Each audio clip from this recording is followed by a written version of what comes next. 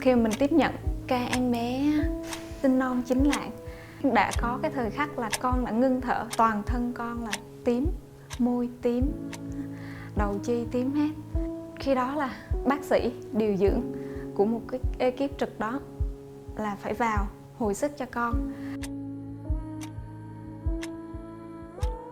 Theo những kinh nghiệm của bác sĩ, nếu em bé vượt qua được 7 ngày, mình có thể cứu sống được con. Các bạn phải nhìn em bé và không được rời mắt, vì em bé sẽ tự ngưng thở. Một vài phút thì em bé sẽ ngưng thở, hoặc 5 đến 10 phút em bé sẽ ngưng thở. Cái lúc em bé ngưng thở, tụi mình đều đến để đánh thức em bé, giúp cho con thở, chăm sóc con hoàn toàn. Ngay vào thời điểm em bé nhập viện, mình không có khả năng lấy được ven cho con, thì tình trạng của con nó sẽ xấu đi. Mình đứng từ 7 giờ tối, mình đứng đến 4 giờ sáng của ngày hôm sau, là mình chỉ đứng thôi. Mình cảm thấy là mình bị bất lực. Tại sao một cái ven của một em bé mình không lấy được? Nhưng thực tế thì em bé 9 lạng rất là nhỏ, chỉ chút xíu thôi, bằng một cái cánh tay này của mình thôi. Em bé cực nhỏ luôn.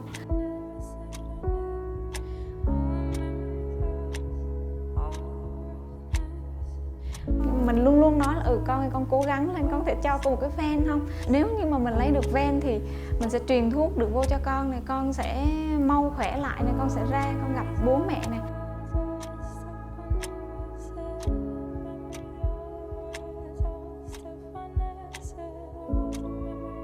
Người mẹ đó chỉ đứng ở bên ngoài nhìn con thôi, và nhìn cái ánh mắt của người mẹ lúc đó thì đặt mình vào cái trường hợp của người mẹ đó đang cầu xin một phép màu, mà mình phải cần cố gắng hơn nữa để làm sao giúp con có thể trở về với bố mẹ của con.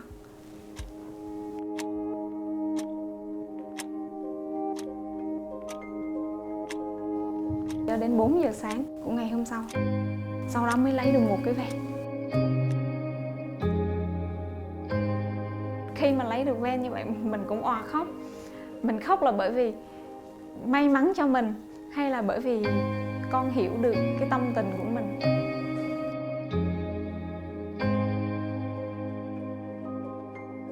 Con đã không có phụ lòng tin của mọi người, và một cái sức sống mãnh liệt nào từ bên trong sâu thẳm của con.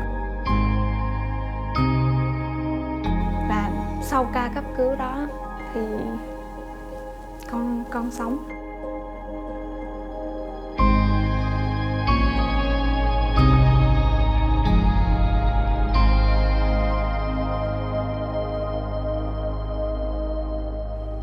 Chăm sóc bệnh nhi không chỉ bằng trách nhiệm của người điều dưỡng, mà còn là tình yêu thương của người mẹ. Họ đã giúp bệnh nhi trở về với vòng tay của mẹ cha.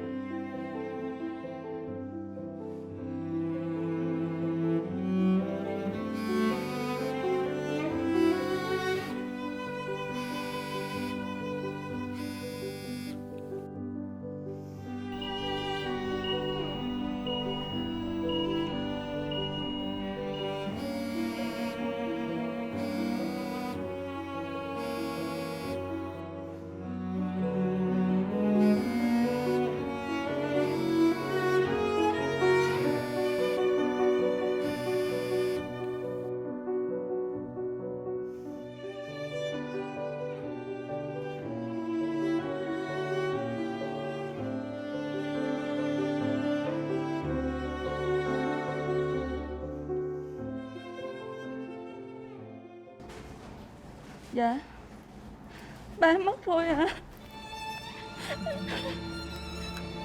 Dạ. Dạ.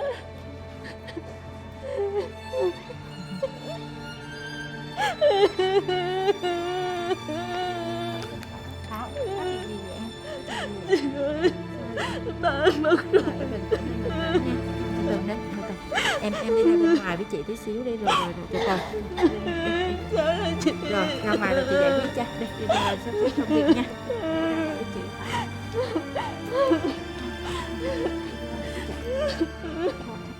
Tại vì là em ở Đà Lạt, nhưng mà gia đình em ở Đắk Lắk.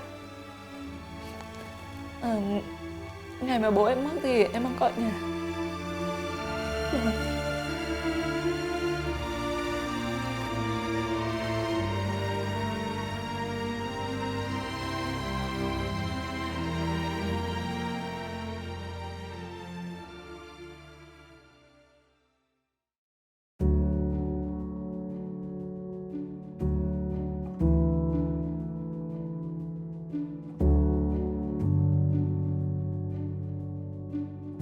Mình ra trường với bằng trung cấp, trường cũng bắt đầu tổ chức cái lớp điều dưỡng cao đẳng gây mê, thì mình cũng tìm hiểu và theo học.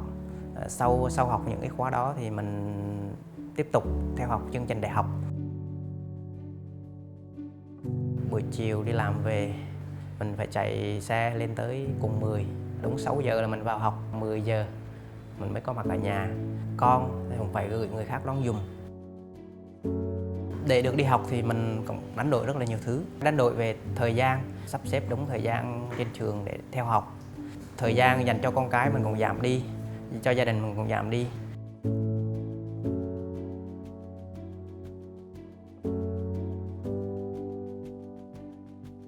Mình đã dấn thân, mình đã theo thì mình phải quyết tâm theo tới cùng.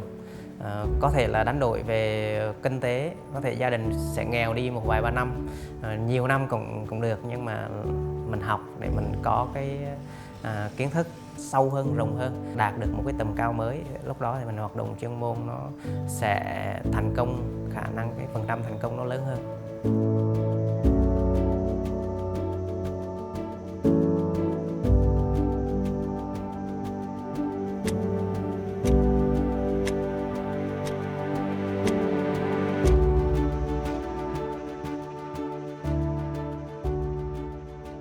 Với sự phát triển của xã hội ngày càng tân tiến, đã thúc đẩy người điều dưỡng không ngừng nâng cao tay nghề, trình độ, mà còn sáng tạo và ứng dụng công nghệ thông tin vào công việc hàng ngày để hỗ trợ việc theo dõi diễn biến sức khỏe của bệnh nhân và xử lý kịp thời các tình huống, giúp bệnh nhân an tâm trong quá trình nằm viện.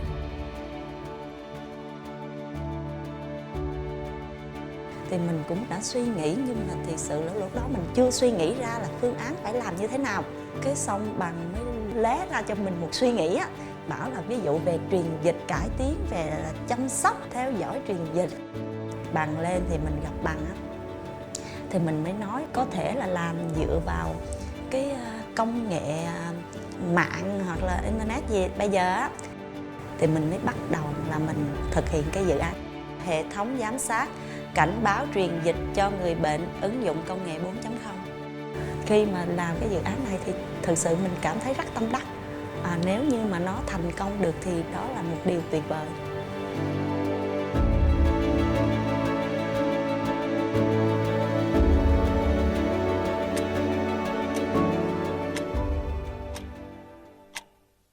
Đã có lúc mẹ nằm viện, chỉ cách nhau một tầng thôi. Khoa nhi nằm ở tầng trên và khoa nội thì nằm ở dưới cái tầng hầm. Công việc cuốn mình vào và mình không thể nào mà mình bỏ bệnh nhân ở đó được. Mình phải hy sinh một chút thời gian. Và từ 7 giờ sáng khi mà mình vô mình nhận ca mà cho đến 1 giờ đêm của ngày hôm đó, bắt đầu bước xuống để mà nhìn mẹ mình một chút. Và sau đó khi thấy mẹ ngủ rồi thì thôi cũng an tâm.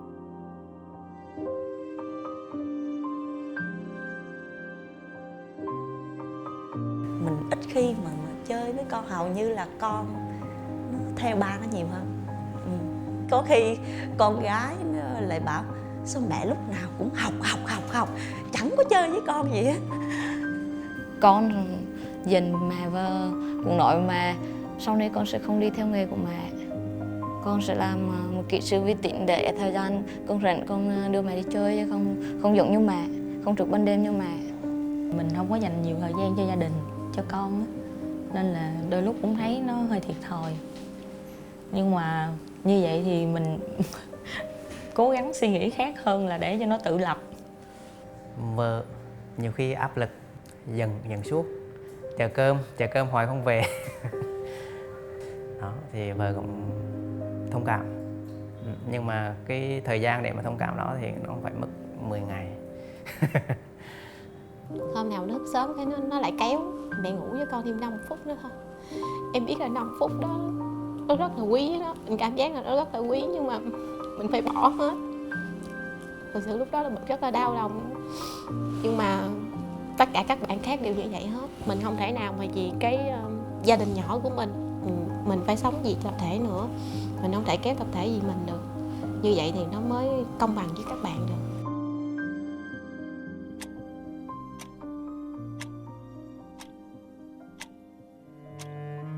Xin lỗi người bệnh vì số lượng điều dưỡng của mình chưa đủ để chăm sóc toàn diện cho họ, để hiểu được tất cả tâm tư nguyện vọng của họ.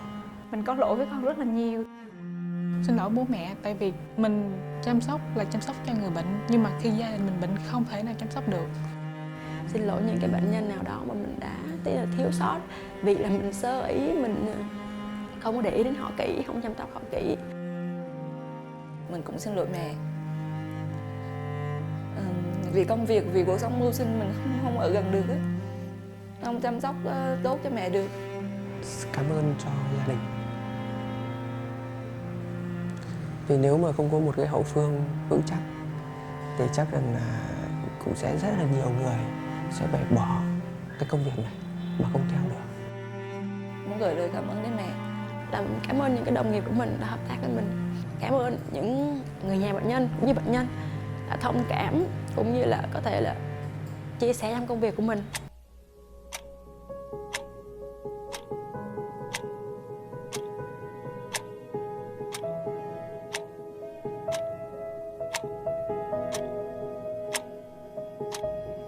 Thời gian là thứ mà chúng ta không thể mua được bằng tiền hay rất nhiều tiền, nhưng điều dưỡng luôn hy sinh điều quý giá đó dành cho người bệnh.